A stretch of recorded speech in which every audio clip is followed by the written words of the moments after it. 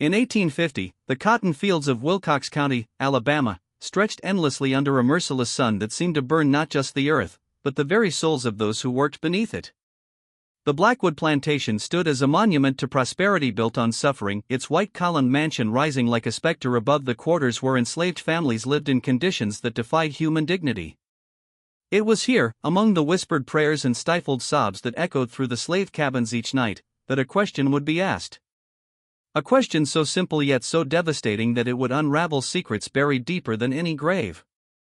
The boy who would ask this question was named Samuel. Born into bondage in 1842, he had known no world beyond the plantation's borders, no reality other than the one dictated by the crack of an overseer's whip and the endless rhythm of cotton picking. His mother, a woman called Celia by the masters, though her real name had been stolen along with her freedom, worked in the plantation house as a cook and seamstress. She was known for her silence, for the way she moved through the mansion like a ghost, her eyes always downcast, her voice never rising above a whisper. What made Samuel different, what marked him from birth in ways that both protected and endangered him, was his appearance. While his mother's skin bore the rich darkness that proclaimed her African heritage, Samuel's complexion was lighter, his features sharper, his hair softer in texture. In the brutal mathematics of slavery, where bloodline determined fate, Samuel occupied a dangerous middle ground, too dark to be free, too light to be ignored. The other children in the quarters whispered about Samuel when they thought he couldn't hear. They spoke of how Master Josiah Blackwood would sometimes stop during his inspections of the slave quarters and stare at the boy with an expression that was neither kindness nor cruelty, but something far more complex and troubling. The adults would quickly silence such talk, their faces growing hard with fear, but children see what adults pretend not to notice, and Samuel began to understand that his existence was somehow different, somehow wrong, in ways he couldn't yet comprehend. Celia had spent 8 years crafting careful lies and half-truths to protect her son from a reality that would have destroyed his young mind. When Samuel asked why his skin was different from hers, she told him that God painted all his children in different colors, like flowers in a garden. When he wondered why the master never looked directly at him, but never punished him either, she said that some people were simply blessed with invisible protection. These explanations satisfied a child's curiosity. But as Samuel grew older and more observant, the questions became harder to deflect. The plantation house where Celia worked was a world unto itself, filled with fine furniture imported from Europe and portraits of Blackwood ancestors whose pale eyes seemed to follow visitors through every room. Master Josiah was a man of 43 years, unmarried despite the social expectations of his class and wealth. His sister Margaret Blackwood served as the plantation's mistress, managing the household with an iron fist wrapped in silk gloves. She was known for her charitable work among the local congregation and her strict adherence to moral principles. Yet there were whispers among the slaves about the true nature of the Blackwood family's piety.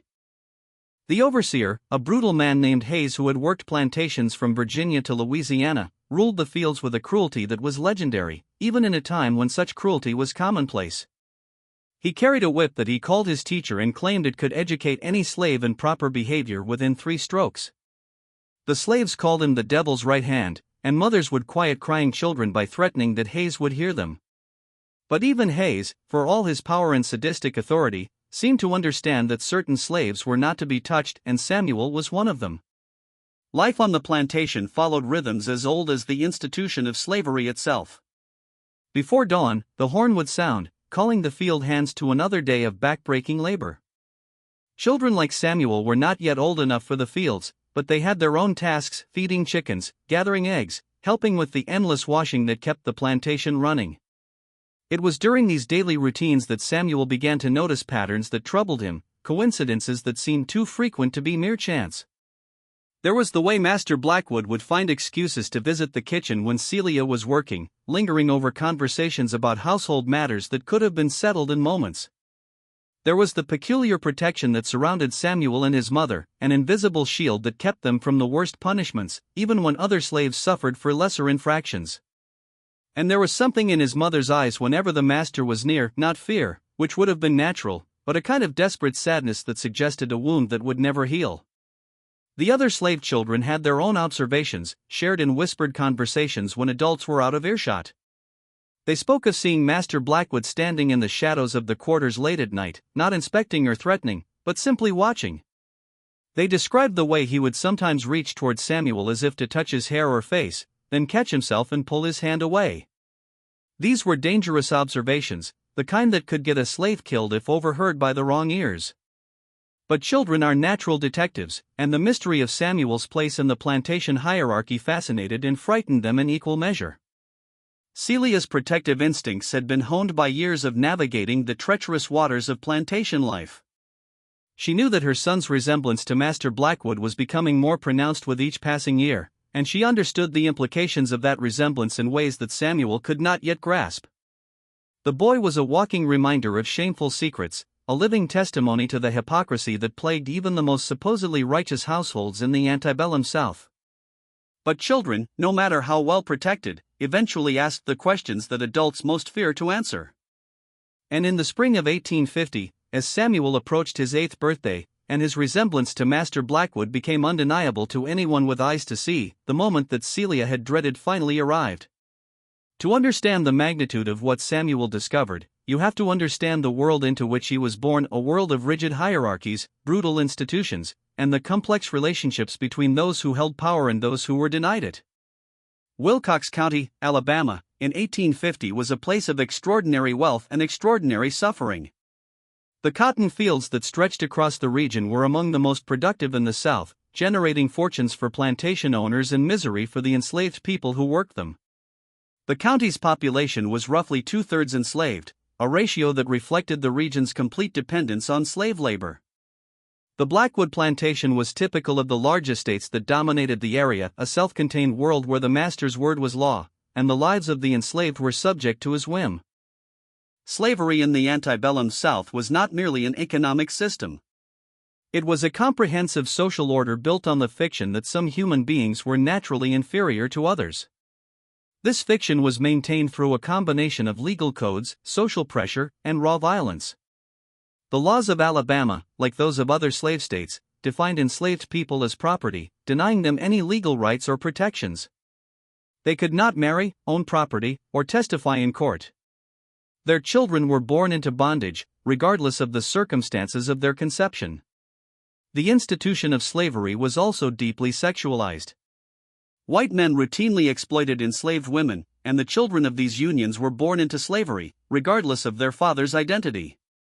This created a class of light-skinned slaves who, like Samuel, occupied a liminal space between the races, visible evidence of the system's deepest contradictions.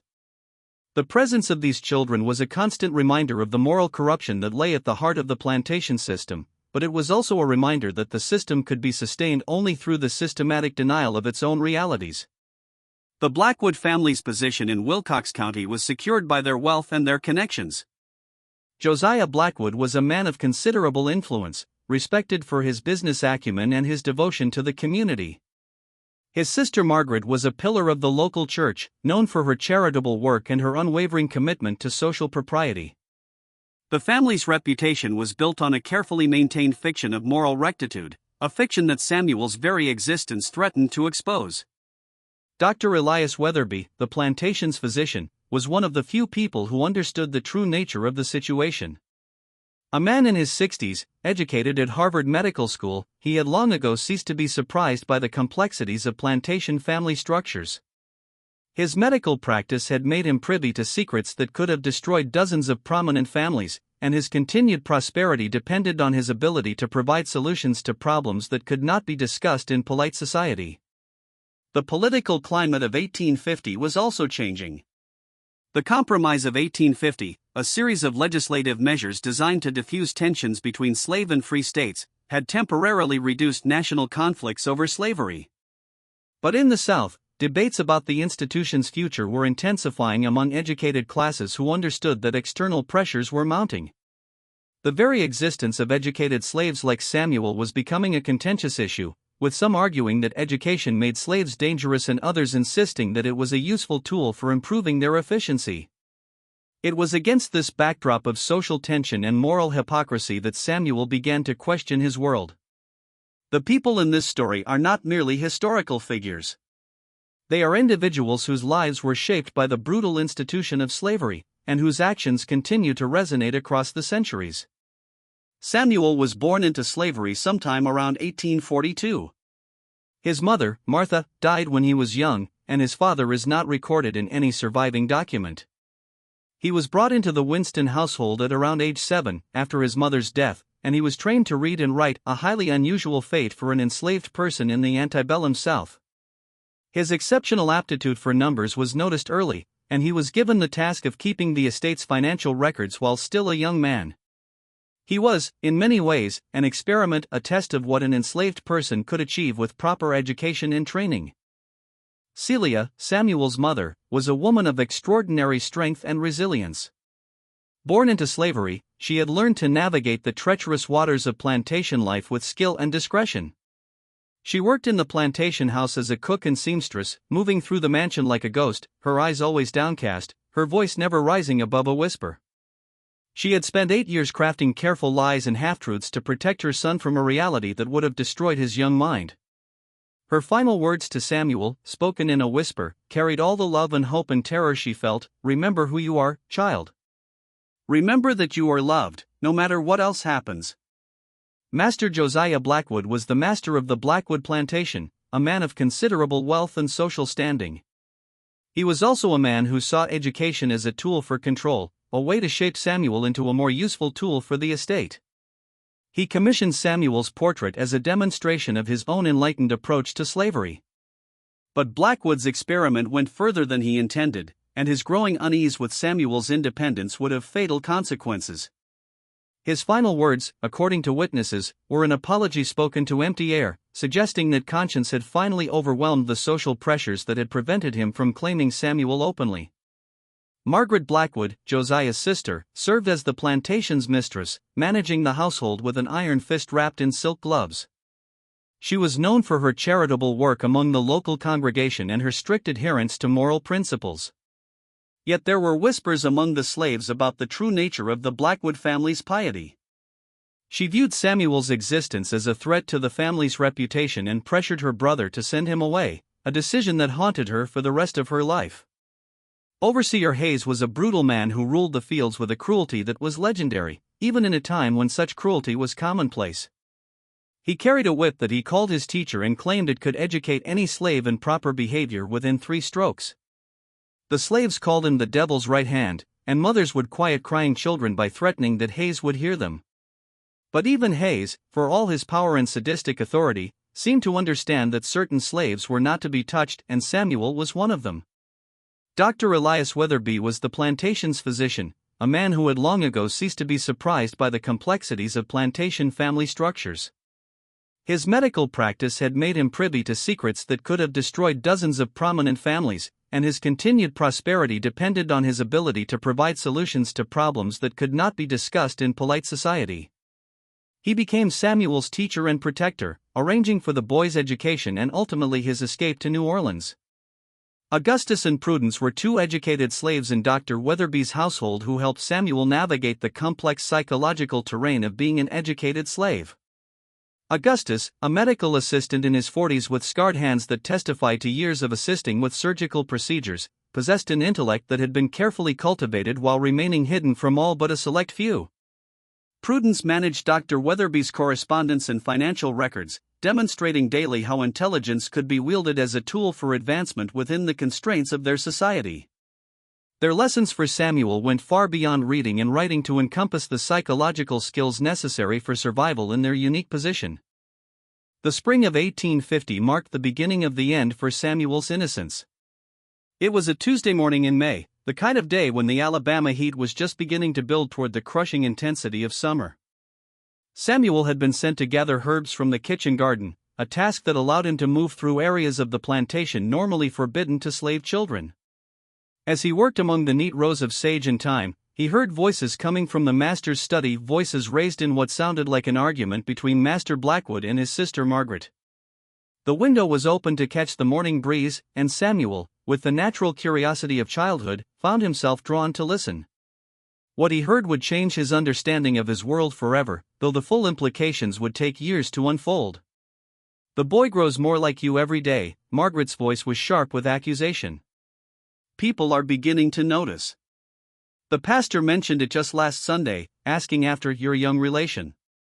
How much longer do you think this charade can continue?" Master Blackwood's response was muffled, but Samuel caught fragments. My responsibility cannot simply. And then more clearly, he is my son, Margaret.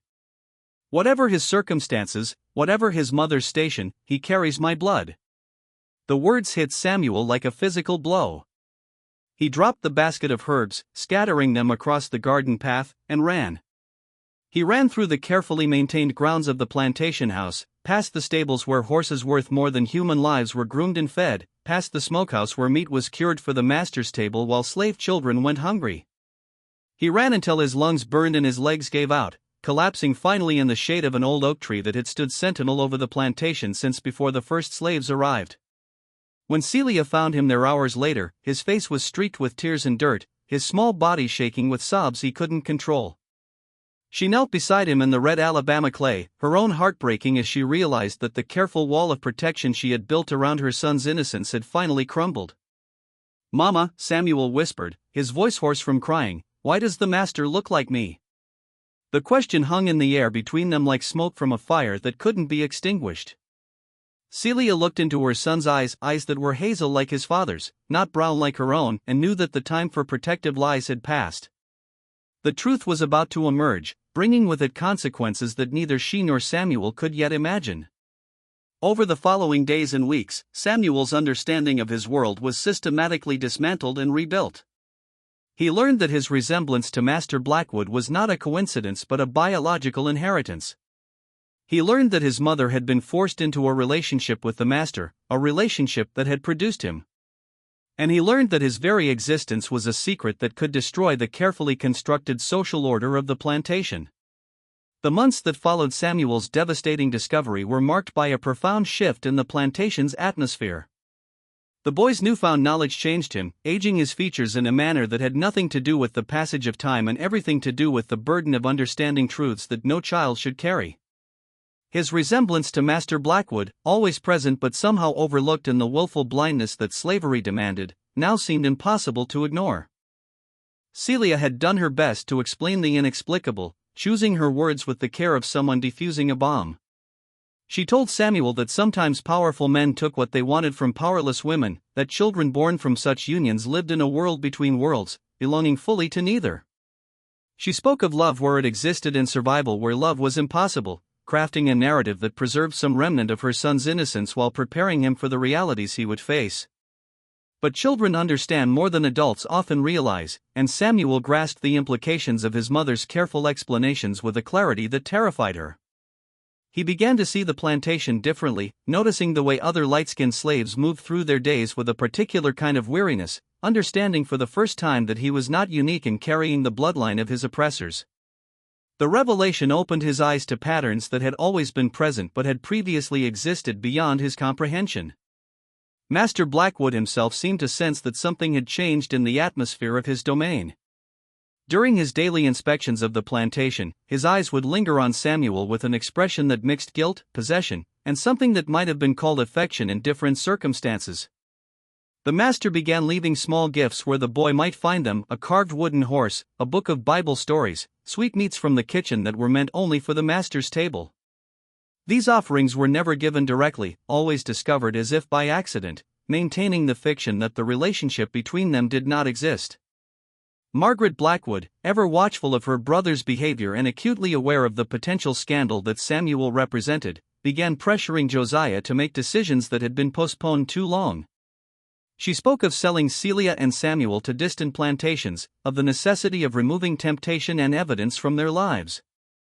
Her words carried the cold pragmatism of a woman who understood that reputation in their social circle was more valuable than human life, and that Samuel's continued presence threatened both. The other slaves watched these developments with the keen attention of people whose survival depended on reading the emotional currents of their masters. They recognized the signs of approaching change, the subtle tensions that preceded major upheavals in plantation life. In the quarters, conversations grew more hushed, and parents held their children closer, understanding that whatever storm was building around Samuel and Celia might sweep others along in its wake. Samuel himself began to withdraw from the casual friendships he had enjoyed with other slave children. The knowledge of his parentage created a barrier that he couldn't cross, making him feel simultaneously superior and inferior, protected and endangered. He found himself studying Master Blackwood's face during the man's visits to the kitchen, searching for resemblances and differences, trying to understand what it meant to carry the blood of both oppressor and oppressed in his veins. The boy's behavior became a source of growing concern for Celia. She watched her son struggle with questions that had no easy answers, observed him wrestling with concepts of identity and belonging that challenged the very foundations of their world. Samuel would sometimes ask why God would allow such confusion to exist, why he had been born into circumstances that made him neither fully one thing nor another. These were theological questions that tested even Celia's deep faith, forcing her to confront doubts about divine justice that she had spent years suppressing. As summer progressed and the cotton plants grew tall in the Alabama heat, tensions throughout the plantation continued to escalate. Rumors began circulating among neighboring plantations about the situation at Blackwood, whispers that suggested the master's moral failings were becoming public knowledge. These stories threatened not just Josiah's reputation but his standing in a community where maintaining the fiction of racial purity was essential to preserving the entire social order. The overseer Hayes, whose brutal efficiency had always been appreciated by Master Blackwood, began making suggestions about resolving the problem that Samuel represented. His recommendations carried the subtle menace of a man who understood that problems could be made to disappear in ways that left no evidence behind. Hayes had worked plantations where inconvenient slaves had simply vanished, their absence explained by claims of escape attempts or fatal accidents. His willingness to employ such methods was part of what made him valuable to plantation owners who sometimes needed their consciences cleared along with their account books. During this period, Samuel began experiencing nightmares that reflected his growing understanding of his precarious position. He would wake in the small hours of the morning, crying out from dreams where he was chased by faceless figures through endless cotton fields, or where he stood before mirrors that showed him faces he didn't recognize. Celia would comfort him as best she could, but she knew that her son was grappling with psychological wounds that her love alone could not heal. The kitchen where Celia worked became a stage for increasingly tense encounters between her and Master Blackwood. He would find excuses to linger during his visits, sometimes attempting conversations that approached acknowledgement of their situation without ever stating it directly. These interactions were torture for Celia, who understood that any word or gesture could be misinterpreted with fatal consequences. She maintained her facade of respectful subservience while protecting herself and Samuel from implications that could destroy them both. Margaret Blackwood's pressure on her brother intensified as she received reports from friends and acquaintances about the rumors circulating in their social circles.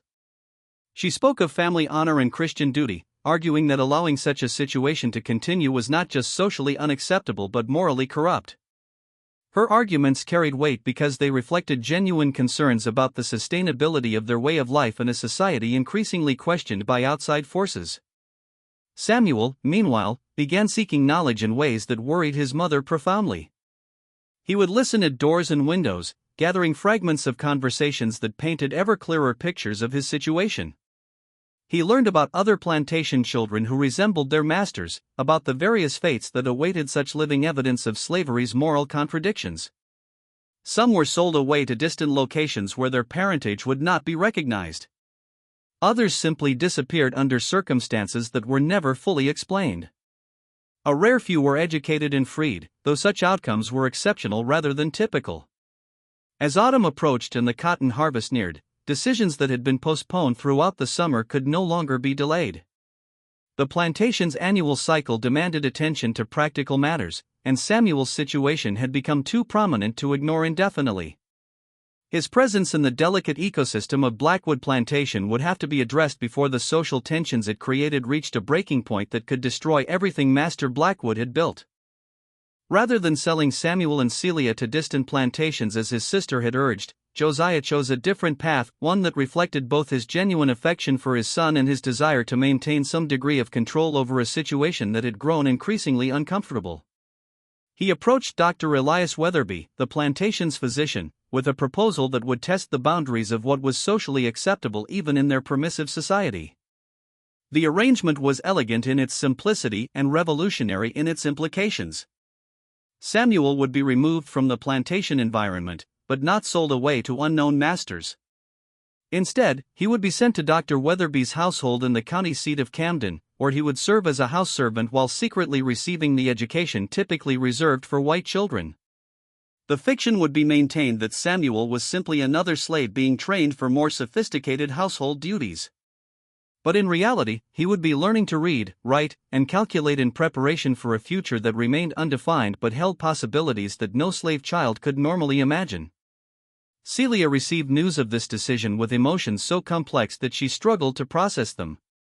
Relief that her son would be removed from the immediate danger of his situation mixed with terror at the prospect of separation. Joy at the possibility of Samuel receiving an education competed with fear that this unusual arrangement would ultimately place him in even greater peril. She understood that Josiah's plan represented both an unprecedented opportunity and a gamble that could cost Samuel his life if it were discovered by the wrong people. The final weeks before Samuel's departure were marked by a kind of controlled hysteria that affected everyone aware of the situation. Celia spent her days teaching Samuel every lesson she could think of about surviving in a world that would view his education as both valuable and dangerous. She spoke about the importance of never revealing the full extent of his learning, of understanding when knowledge should be displayed and when it should be hidden. These were survival skills that no mother should have to teach her child, but Celia had long ago learned that normal parenting was a luxury unavailable to slaves. Samuel himself experienced this transition period as a series of conflicting emotions that left him exhausted and confused. The prospect of leaving his mother filled him with dread, but the possibility of learning to read and write sparked excitement that he struggled to contain. He had seen how literacy transformed the few slaves who possessed it, giving them power and opportunities that remained invisible to those who could not access the written word. At the same time, he understood that his education would make him different from other slaves in ways that could prove dangerous. Dr. Weatherby's household in Camden represented a different world entirely from the agricultural rhythms of plantation life. The doctor's residence, a substantial brick house on the town's main street, served multiple functions as family home, medical office, and informal academy for the slaves whose education served both humanitarian and practical purposes. Samuel's introduction to this environment marked the beginning of a transformation that would challenge every assumption he had developed about his place in Southern society. Augustus, the medical assistant who had worked with Dr. Weatherby for over 15 years, became Samuel's first teacher in the complex navigation required for educated slaves. A man in his 40s with scarred hands that testified to years of assisting with surgical procedures, Augustus possessed an intellect that had been carefully cultivated while remaining hidden from all but a select few. His lessons for Samuel went far beyond reading and writing to encompass the psychological skills necessary for survival in their unique position. Knowledge is power, Augustus explained during one of their early conversations. But displayed knowledge is danger. You must learn to be smart enough to be useful, but never so smart as to be threatening. The white folks who educate us need to believe they remain our superiors even as they depend on our capabilities to maintain their own positions. Prudence, who managed Dr. Weatherby's correspondence and financial records, reinforced these lessons through her own example.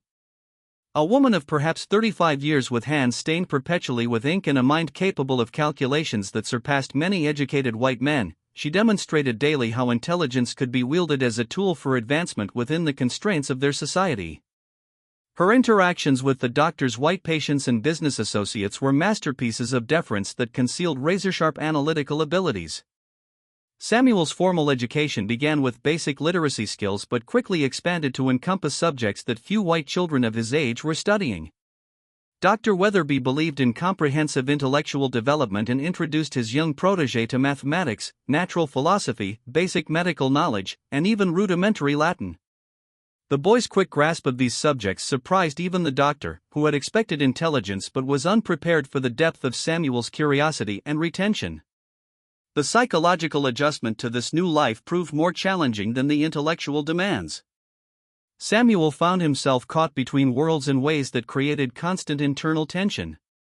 In the doctor's household, he was encouraged to think, question, and learn with an intensity that fed his hungry mind. But beyond those walls, Camden society operated according to the same racial hierarchies that governed plantation life, and Samuel was forced to remember constantly which identity he could display in which circumstances. Letters from his mother arrived irregularly, carried by trusted intermediaries who moved between the plantation and town on various errands. These communications were necessarily brief and coded, expressing love and concern while avoiding any details that could prove dangerous if intercepted. Celia's messages spoke of seasonal changes, household news, and her prayers for Samuel's well-being, but between the lines, the boy could read his mother's longing and worry. Master Blackwood's influence over Samuel's new situation remained significant but carefully concealed. The financial arrangements that supported the boy's education and care were channeled through Dr. Weatherby in ways that maintained plausible deniability about their true source. Occasionally the master would visit Camden on business and would find excuses to observe Samuel from a distance, checking on his progress while maintaining the fiction that no special relationship existed between them. As months passed and Samuel's education progressed, his understanding of his unique position deepened in ways that both empowered and troubled him. He began to grasp the broader implications of slavery as an economic and social system, understanding how his own mixed heritage represented both the contradictions inherent in that system and the potential for its eventual transformation. These realizations were intellectually fascinating but emotionally devastating for a boy still struggling to understand his own identity.